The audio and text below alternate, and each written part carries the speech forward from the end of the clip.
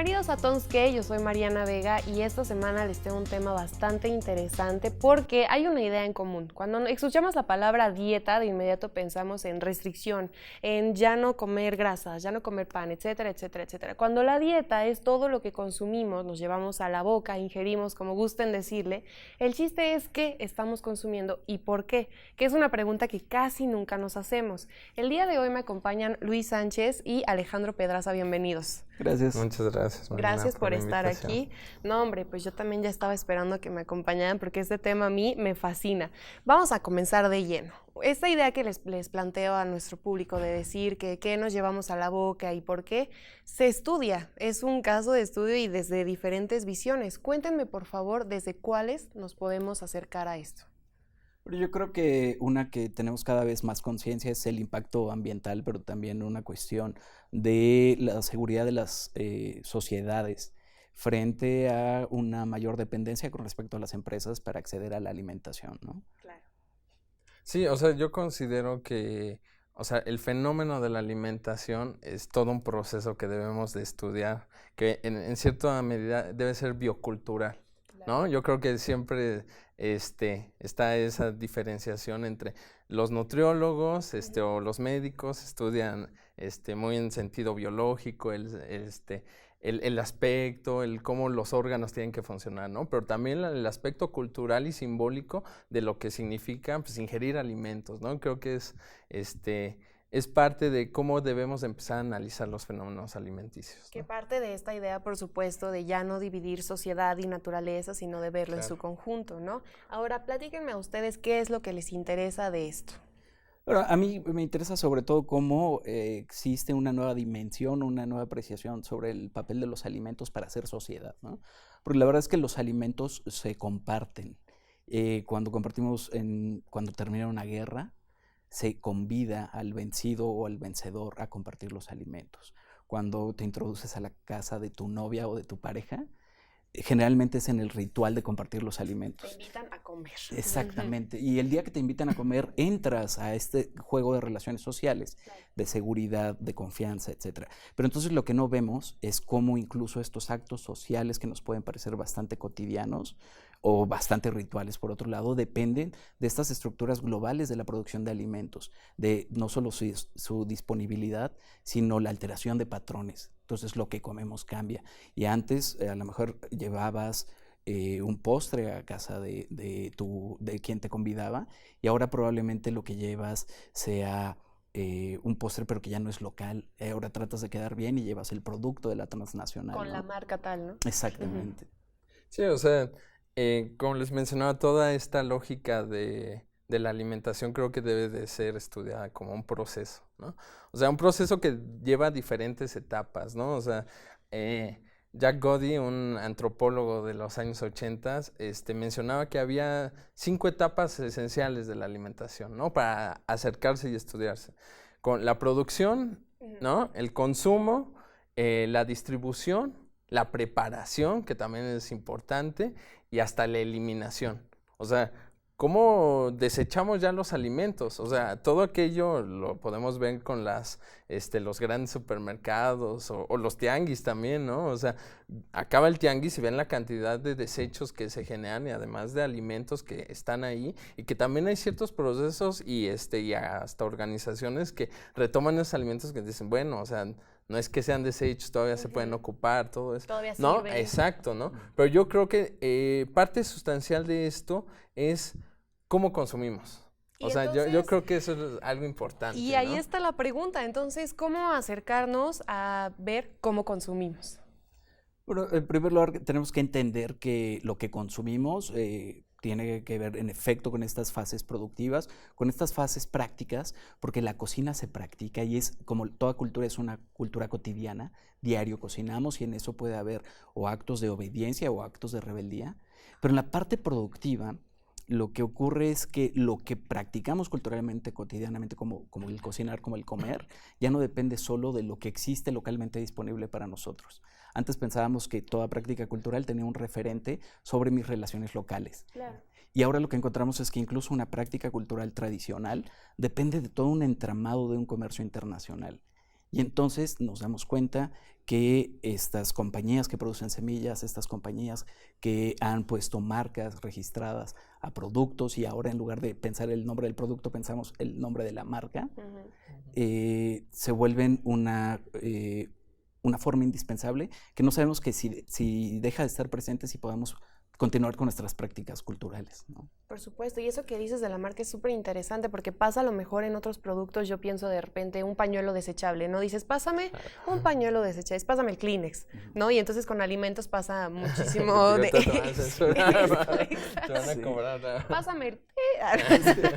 Luis, ¿tú cómo ves esta inmersión que hay de las marcas a los patrones de consumo o a la oferta, porque es lo importante, lo que está a nuestro alcance, cómo perjudica o beneficia? Es que yo creo que es eso de qué puede estar a nuestro alcance, ¿no? A veces tenemos una visión pues muy centralizada, ¿no? Del país y también dentro de todo el mundo, de queremos repetir como las dietas de Occidente, ¿no? O sea, como que siempre lo extraño, más vale no acercarse porque no sabemos cómo consumirlo, porque también nuestro organismo, en cierto sentido, lo que te mencionaba con lo biocultural, no está preparado para, si quieres, ingerir un alimento o una especia y que de repente te pueda hacer daño, ¿no? Y que pasa lo mismo cuando dejas de consumir ciertas cosas. Claro, también, ¿no? Es una resaca que resiente tu cuerpo. Sí, ¿no? o sea, es eso muy interesante porque el otro día justo veía un meme en redes sociales que mencionaba, ¿no? O sea, toda tu infancia te la pasaste consumiendo leche de la Conasupo, espero que eso no me lo censuren, y ahora pues te sientes muy elitista y ya consumes leche de almendra, ¿no? Cuando justo, o sea, es ¿qué significa el producto? O sea, ¿por qué la gente empezó a consumir leche de almendra desde hace 5 años y no la consumía hace 20 años, ¿no? Hablábamos antes de iniciar el programa que pasó con otros productos, otros ingredientes. Ahí tienes la chía, por ejemplo, de repente se pone de moda y su contrario es dejar de consumir gluten, cuando no sabes si puedes o no puedes, o sea, nada más es por moda, ¿no? Sí, y ahí surge el otro aparato productivo, porque los alimentos se producen no solo en la escala de una industria agroalimentaria, sino también se van produciendo como con su correlato cultural. Y entonces sociedades que probablemente no son las nuestras tocan ciertas capas sociales, pero sociedades más desarrolladas económicamente como las europeas o la estadounidense, buscan la autenticidad cultural de estos productos. Y en el momento en que empiezan a consumir la chía, el amaranto, la uchuva de Colombia, empiezan a generar un efecto inflacionario sobre sus precios. Cuéntanos sobre la uchuva, que ya nos habías dicho. Bueno, la uchuva es un caso interesante, es un fruto poco consumido en Colombia y actualmente la uchuva se ha descubierto que es una fuente de vitamina C y de antioxidantes muy importante. Entonces se empieza a comercializar, sobre todo envuelta en chocolate, pero la uchuva deja de ser viable para el consumo local. Y entonces suben los precios de tal manera que las únicas sociedades que lo pueden incorporar a sus dietas cotidianas son aquellas sociedades que lo aprecian porque sociedades tradicionales lo tenían en sus dietas. Y estas sociedades tradicionales pierden la oportunidad de seguir practicando estas culturas, donde entra lo biocultural. Porque generalmente nuestras cocinas tradicionales incluyen aquellos alimentos de temporada que contribuyen al bienestar corporal, de la salud, ¿no? Y entonces se van incorporando al mercado internacional. A su vez hay un mercado industrial de alimentos que ofrece alimentos que no son tradicionales de una sociedad a menores precios.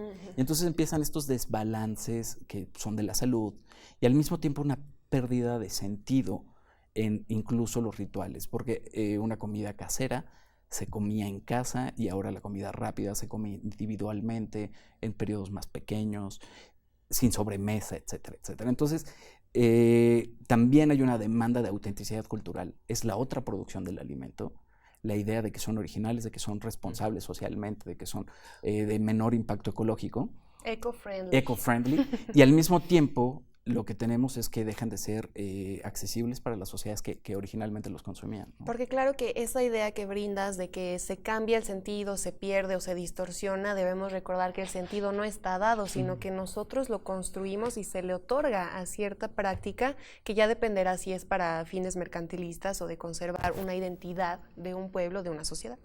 Claro, o sea, esta parte que mencionaba Alejandro sobre el, el cómo pasamos de un sistema, o sea, que tiene que ver con un sistema económico del cómo estamos pasando el tiempo, o sea, el tiempo en la vida cotidiana, ¿no? O sea, ¿cuántas veces en la actualidad nos podemos dedicar a cocinar?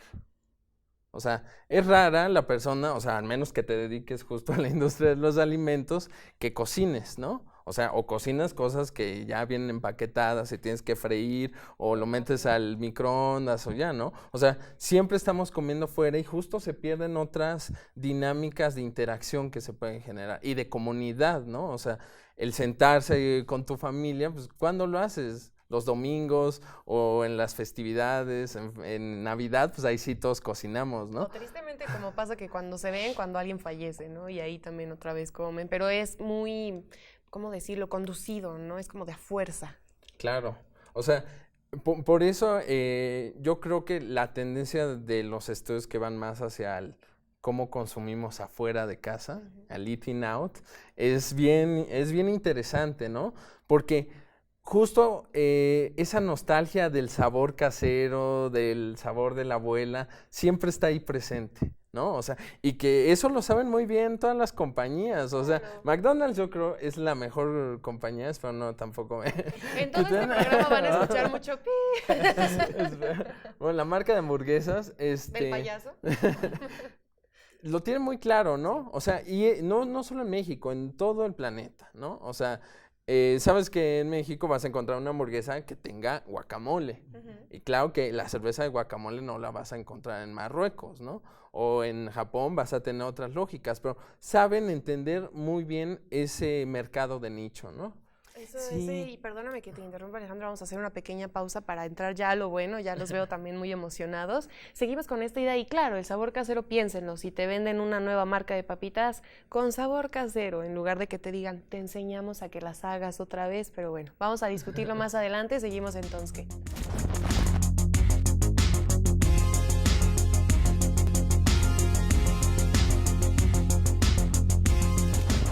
Gracias por seguir con nosotros en Tonske. Ya si se pudieron dar cuenta en el primer bloque, este tema está muy interesante y espérense que hay muchísimos más. Hay investigaciones y miles de cosas que se hacen al respecto, pero bueno, cerrábamos con la idea aquí con Alejandro, con Luis, de cómo se va manejando quizá la industria y todos los productos que tenemos al alcance para que consumas de cierta manera, que consumas mis cosas y se abandonen ciertas prácticas. Y me llama la atención lo que decías, Luis, sobre la gente que cocina, pues es que es rápido y todo esto, pero no, porque hay ahorita, actualmente, esta tendencia de que si quieres ser de estas personas súper fuertes y vivir en armonía con la vida y todo eso, te cocinas en casa, te traes tu topper y todo eso, pero también es otra corriente, ¿no? Claro, o sea, esto de que tenemos la tendencia hacia lo fit, lo light, lo free gluten, pues va encaminado hacia esa lógica, ¿no? Hacia que uno tiene que parecer a alguien, ¿no? O sea, uno tiene que mostrarse bien en el escenario, ¿no? O sea, no está bien que seas obeso, porque bueno, la obesidad se refiere con enfermedad, pues la enfermedad, pues con la muerte, y pues eso no debe de ser, ¿no? Claro. Entonces, uno también tiene que ingerir alimentos para ese bienestar, ¿no? Físico. Pero la parte que es interesante para las ciencias sociales en este aspecto es qué significa. O sea, más allá de que probablemente consumir alimentos benéficos para la salud, ¿qué refiere? O sea, ¿qué refiere que tú vayas al mercado orgánico a diferencia de comprarlo en el supermercado? O en el ¿No? mercado sobre ruedas, quizá, Exacto, ¿no? ¿no? O sea, y que los precios, o sea, justo la lógica de los precios ahí entra, porque tú te puedes encontrar una manzana que fue, una manzana, una lechuga, o lo que quieras, que fue sembrada a la sombra, sin pesticida, le cantaron, todo muy bonito, y en contraparte de eso, pues encuentras en el supermercado, pues una lechuga que probablemente viene de otro país y tiene muchos pesticidas, y una marca, maléfica está de él, y pues, o sea, es eso, pero lo que deberíamos de preguntarnos, quién tiene la oportunidad y el privilegio de acceder a esas experiencias, Por ¿no? supuesto, y es algo que discutíamos también los tres, pues esta idea de que antes la carne era para las personas que podían comprar su carne, eso implicaba que fueran de un poder adquisitivo mucho mayor, ¿no? Y ahora viene toda esa transformación en donde si comes carne, pues qué mala onda con los animalitos, qué mala onda por tu salud, y entonces la verdura sube su precio. Es como una pérdida, o sea, es correlativo a la pérdida de confianza en la ciencia o en la modernidad, ¿no? Porque pensamos que aquello que es industrial, aquello que parecía tener las certezas de la ciencia, de la química, de la medicina detrás, nos damos cuenta que probablemente ya no es necesariamente lo que nos lleva a vidas más armoniosas. Y entonces lo industrializado, lo que tiene la carne con antibióticos, con hormonas, hecha en serie, deja de ser privilegio de las sociedades desarrolladas. Mutan hacia una forma de alimentación más sustentable, más responsable políticamente también, por ejemplo, el comercio justo, y lo que tenemos es que entonces ahora esta producción industrial, que era típica de los países desarrollados, ahora es la única forma de práctica alimenticia disponible en el mundo en vías de desarrollo o de plano subdesarrollado. Por supuesto. Y viene entonces otro efecto también de despojo muy interesante, y es que conforme dejamos atrás el privilegio de lo industrializado, también vamos buscando la diversidad cultural. Pensábamos que esta globalización económica tenía que ver mucho con una homogeneización de las prácticas, y ahora lo que vemos es que aquellas actividades en este capitalismo cultural que más dinero están dejando son aquellas que explotan el valor cultural en todo, ¿no? Entonces, unos tenis dejan de ser tenis como mercancía y se vuelven una forma o una puerta de acceso a experiencias sociales, y la comida también. Y entonces estas experiencias sociales que van impresas en los alimentos también dependen de estar tributando constantemente con este consumo. ¿Y en México entonces qué ocurre eso bajo esa lógica? Yo creo que hay dos fenómenos que están sucediendo actualmente. Por un lado, la patrimonialización de estos estilos de consumo alimentario, que los gobiernos en los últimos años, o sea, y se han dedicado a eso, a que la alimentación debe de ser patrimonio. Y por ejemplo, o sea, en México es uno de los pocos países que la comida es patrimonio inmaterial, ¿no? De la humanidad, ¿no? Pero que costó trabajo, ¿no? Pero que eso genera a que el gobierno haya un interés, ¿no? Lo que vemos ahorita también es justo cómo hacer más sustentable y si existe una soberanía alimentaria. Claro. O sea, ¿a consecuencia de qué? ¿No? O sea, porque bueno, sí, el gobierno puede decir vamos a sembrar árboles maderables y frutales para que haya más alimentos para todos y la desigualdad y la corrupción desaparezcan, pero ¿cuáles son las consecuencias de eso? O sea, no, yo creo que debe de haber un análisis más a profundidad y que sí lo están intentando con estos programas que, bueno, contratan a los agrónomos, pero también a los antropólogos y a los sociólogos y a los trabajadores sociales para involucrar a la comunidad en ese aspecto. O sea, no es que te llegue la empresa y te quite todo, te llegue el gobierno y te quite tus tierras, ¿no? ¿De qué manera puede también generar una comunidad y que haya un beneficio recíproco, ¿no? Por supuesto. ¿Tú qué opinas, Alejandro? Sí, por un lado creo que sí, o sea, sí necesitamos volver a localizar estas relaciones alimenticias y productivas. Tiene que ver no solo con una cuestión de seguridad alimentaria en una visión macro, sino incluso restaurar solidaridades locales, ¿no? Donde entiendo que mi supervivencia en un sentido de práctica alimenticia cotidiana depende de aquellas personas con las que me cruzo en la calle, que no son solo ciudadanos mediados por mil instituciones. Y por otro lado también creo que hay algunas trampas.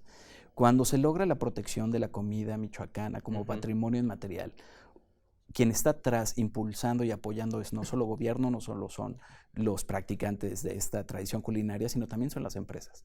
Principalmente una empresa que produce harina de maíz, ¿no?